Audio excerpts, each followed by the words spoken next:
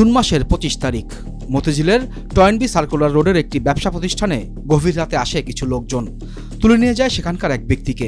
প্রকাশিত একটি ভিডিওতে দেখা যায় ঘটনার মূলে ছিল মতিঝিল সবুজবাগ এলাকার এক শীর্ষ সন্ত্রাসী সহ তার কয়েকজন সহযোগী। পরে ঘাড় মটকানো অবস্থায় সবুজবাগ এলাকায় পাওয়া যায় তুলে নিয়ে যাওয়া ওই ভুক্তভোগীকে।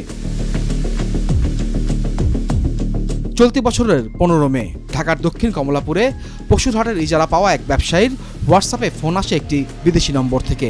দাবি ১০ লাখ টাকা চাঁদা, নইলে হারাতে হবে জীবন। সেই চাঁদা না দেওয়ায় ১৯ মে ওই ব্যবসায়ীর অফিস লক্ষ্য করে চলে গুলিবর্ষণ।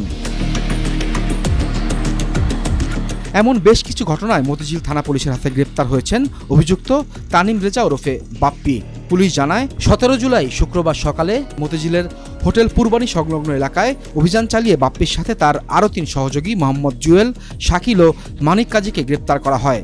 পরে তাদের দেওয়া তথ্য এবং প্রযুক্তির সহায়তায় উত্তর কমলাপুর এলাকা থেকে গ্রেপ্তার করা হয় আরেক সহযোগী রাকিবুল ইসলাম ভুইয়া ওরফে রিজনকে।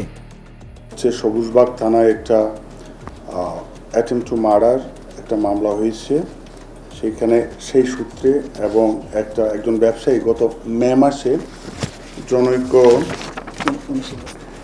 জনৈক ব্যবসায়ী, কমলাপুরের ব্যবসায়ী, ওনার নাম হচ্ছে মোহাম্মদ ইসমাইল।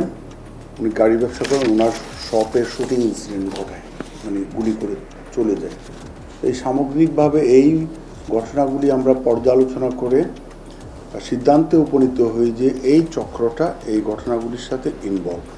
পুলিশ জানায় জিজ্ঞাসাবাদের ভিত্তিতে দক্ষিণ কমলাপুরে বাপ্পির অফিস অভিযান চালিয়ে একটি বিদেশি রিভলভার, 2টি বিদেশি পিস্তল, 7 রাউন্ড গুলি, 2টি ম্যাগাজিন, একটি ইলেকট্রিক শটগান এবং একটি বিদেশি কোড়াল উদ্ধার করা হয়। এ ঘটনায় অস্ত্র আইনে আলাদা একটি মামলা করা হয়েছে। ২০২৫ সালের ২৭ মে কুষ্টিয়া থেকে যৌথ বাহিনীর অভিযানে আটক হন দেশের শীর্ষ সন্ত্রাসী সুব্রত বাইন। এ সময় তার সঙ্গে আরেক শীর্ষ সন্ত্রাসী মোল্লা মাসুদ সহ ৮ জনকে আটক করা হয়। বাপ্পি শীর্ষ সন্ত্রাসী সুব্রত বাইনের সহযোগী হিসেবে পরিচিত। বাইনের অস্ত্র ভাণ্ডার বাপ্পি নিয়ন্ত্রণ করত বলে জানা যায়, যদিও বিষয়টি পুলিশ খতিয়ে দেখছে বলে জানান ডিএমপির অতিরিক্ত কমিশনার। তাদের সহযোগীকে তারা কার আন্ডারে কাজ করতেছে এগুলি আমরা বিস্তারিত তদন্ত করে দেখতেছি। এটা সময় সাপেক্ষ বিষয়,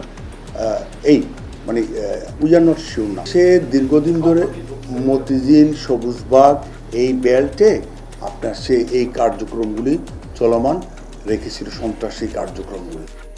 পুলিশ জানায় তানিম রেজা বাপ্পির বিরুদ্ধে চাঁদাবাজি, অপহরণ, দস্যুতা, হত্যা চেষ্টা সহ বিভিন্ন অভিযোগে আগে থেকেই 7টি মামলা রয়েছে। সম্প্রতি তিনি আরও কোনো অপরাধের সাথে জড়িত হয়েছেন কিনা এ বিষয়ে তদন্ত চলছে।